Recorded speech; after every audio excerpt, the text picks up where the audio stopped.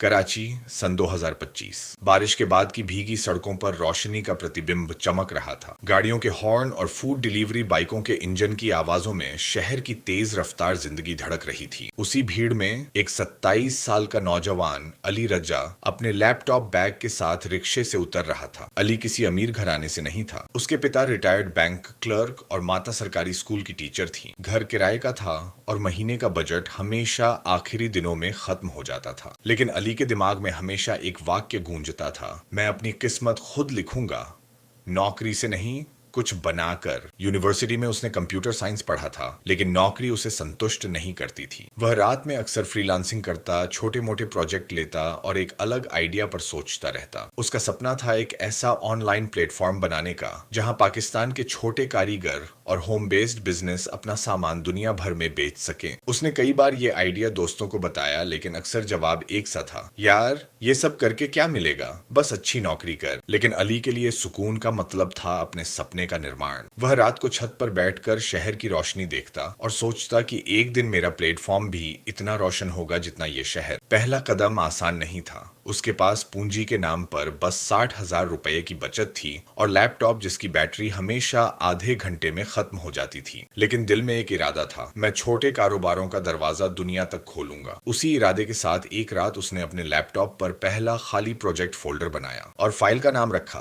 Project उड़ान, क्योंकि ये सिर्फ बिजनेस नहीं, एक उड़ान थी। अली ने अपने लैपटॉप पर कोड लिखना शुरू किया। कभी इंटरनेट स्लो हो जाता, कभी लैपटॉप बंद हो जाता, कभी बिजली चली जाती, लेकिन वह हार नहीं मानता था। उसने खुद को वादा किया, हर रात एक कदम, हर दिन एक नई लाइन कोड की। 2 महीने तक उसने बिना रुके काम किया। उसने एक बेसिक वेबसाइट बनाई जहां कोई भी छोटा कारोबारी अपनी दुकान खोल सके। लेकिन सबसे बड़ा सवाल था, लोग विश्वास कैसे करेंगे। एक दिन उसने अपनी माँ की सहेली, जो घर पर कढ़ाई का काम करती थी, से कहा, आंटी आप अपना सामान मेरी वेबसाइट पर डालें, मैं दुनिया को दिखाऊंगा। पहली बार वेबसाइट पर प्रोडक्ट अपलोड हुआ। अली ने खुद सोशल मीडिया पर प्रमोशन किया और चंद दिनों बाद पहला ऑर्डर आया, वो भी दुबई से। आंटी की आंखों में खुशी के आंसू थे। अली ने महसूस किया, ये सिर्फ मेरा सपना नहीं, ये हजारों का सपना है। लेकिन रास्ता आसान नहीं था। बैंक पेमेंट गेटवे ने उसे रिजेक्ट कर दिया। कुछ लोगों ने कहा, ये सब धोखा है, ऑनलाइन बिजनेस पाकिस्तान में नहीं चलता। कभी ग्राहक देर से पैसे भेजते, कभी डिलीवरी फेल हो जाती। अली की बचत खत्म हो गई। कभी कभी वह सोचता, शायद सब ठीक कह रहे हैं, मुझे नौकरी पर ध्यान देना चाहिए। एक दिन यूनिवर्सिटी का उसका पुराना दोस्त हसन मिला। उसने कहा, यार तेरा आइडिया बड़ा है, मैं मार्केटिंग संभालूंगा, तू टेक संभाल। धीरे धीरे 2 और लोग जुड़ गए, एक डिजाइनर और एक डिलीवरी एक्सपर्ट। अब प्रोजेक्ट उड़ान सिर्फ अली का नहीं रहा,